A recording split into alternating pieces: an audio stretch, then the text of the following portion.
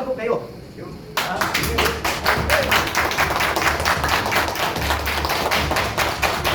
Sabi ko kayo na tatakbo kayong presidente. Eh malayo pa yung eleksyon eh.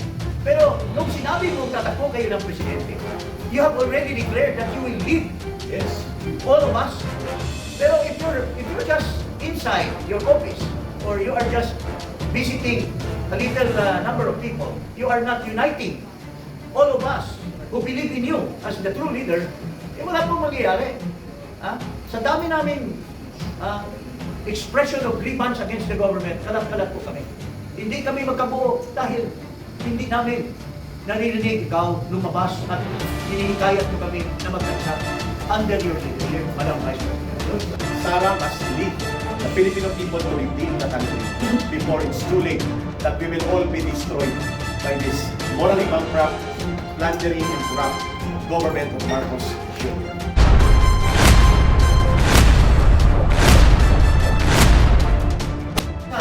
Magkaisa, magbuklod-buklod. Hindi natin ma-achieve sa mga hanay na humihingi ng reforma sa gobyerno o humihingi ng pagbitiw sa gobyerno kung walang nag-unify o walang isang tao na naghihikayat sa bawat isang naniniwala na wala na pag-asa ang ating bayan. We are already a failed state as of now kung walang tatayo na leader. We have been facing so many things in the past. We had the people power 1, we had the people power 2. Parating may leader na tumatayo at naghihikayat para ang sambayanan na naniniwala na wala nang silbi ang gobyerno ay magkaisa. Ngayon, kalat-kalat, pero ang dami-dami ng kalat-kalat na mga parallel organization, mga grupo, na isang diwa lang, isang puso lang, na galit na sila sa kalagayan nila. Lalo na itong nalaman itong sobra-sobra na pagnanakaw pinamunuhan mismo ng gobyerno. Na dapat sana, itong gobyerno nito, gagamitin yung pera na yan para sa kabutihan, para sa magandang kinabukasan ng mga Pilipino. Lalo na po yung mga mahirap. Pero sino nakikinabang ngayon? Yung mga cronies, yung mga oligarchs. Habang yung mayaman, kontrolado nila lahat ng mga negosyo, pero ang sambayanan ay paurong ng paurong sa kahirapan. So, nangangailangan tayo ng isa. At isa lang ang tumatayo na tao na legitimate, hinalal ng 32 million. Kaya, Madam Vice President, kami lahat dito ay humihikayat sa iyo. Lumabas na po kayo.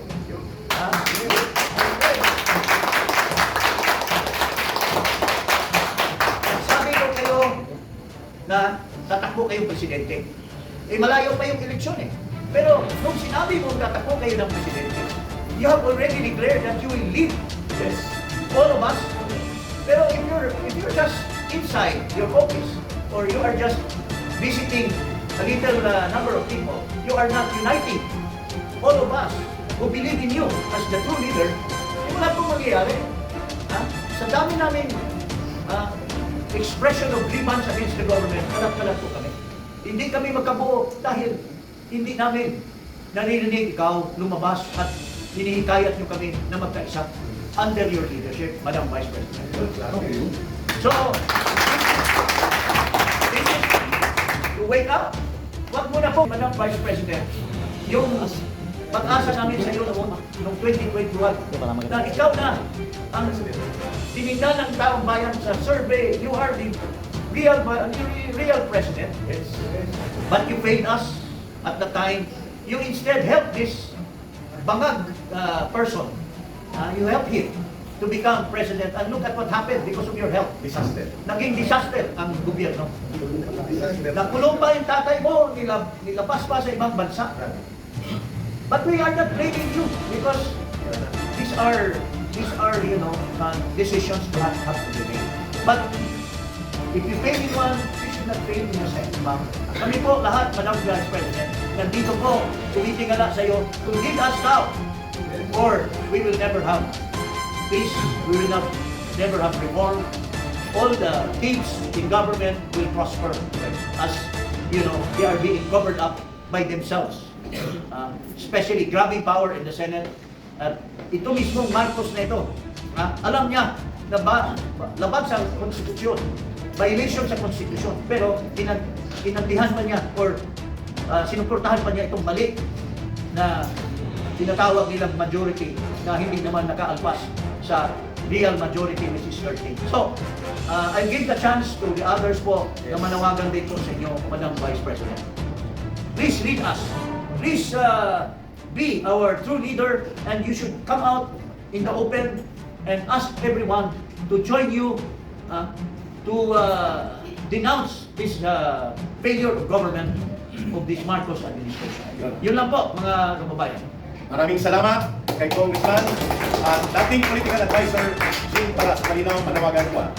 Sara must lead the Filipino people to redeem the country before it's too late, that we will all be destroyed by this morally bankrupt, plundering and corrupt government of Marcos Jr. Bibigyan ko natin ng karagdagang panawagan ang aking mga kasama doon sa panawagan na Sara must come out to lead the people and lead the redemption of the country. Lead the redemption of our beloved Philippines. Kasama po natin si Atty. Manny Luna, and then the rest of the leaders mamaya magbibigay din po ng solidarity call of message reaction sa panawagan ni Atty. Jing Palas. Atty. Manny Luna. Magandang umaga sa ating mga kaibigan sa media, mga vloggers at sa sambayan ng Pilipino. Ito po si dating PACC Commissioner at dating PESTA Consultant, Atty. Manny Luna. Nakita niyo po ang nangyayari ngayon sa ating bansa at kami ay nagkakaisa sa aming panawagan ng ating mahal na Vice Presidente, Attorney Sara Z. Duterte, should lead us, should unite us, come out in the open and tell us what to do, guide us, so that we can fix this government which has already gone astray.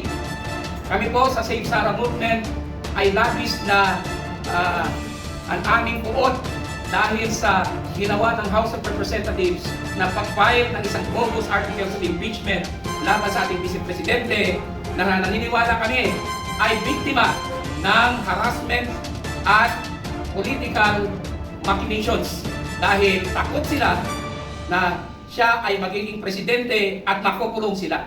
Now, I would like to call the attention of the Senate. Itong grupo ni Senator Gatchalian.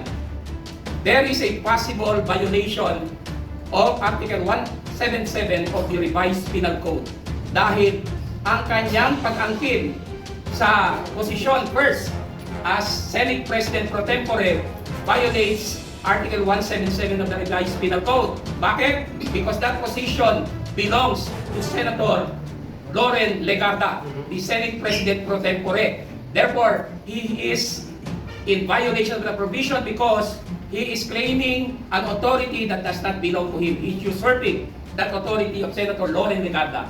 On second point, he is in violation of Article 177 of the Revised Penal Code for exercising the functions of Senate President Alan Peter Cayetano, the Senate President. So dalawang beses niya binayolate ang Articles 177 of the Revised Penal Code. Inangkin niyang posisyon ni Senator Legarda at ginagampanan niya ang functions ni Senate President Alan Peter Cayetano. Another, there may be disorderly conduct on his part. Why? Because he knows that he is in violation of the law and yet he persists in his violation. Continuous. Yun po ang aking point dyan.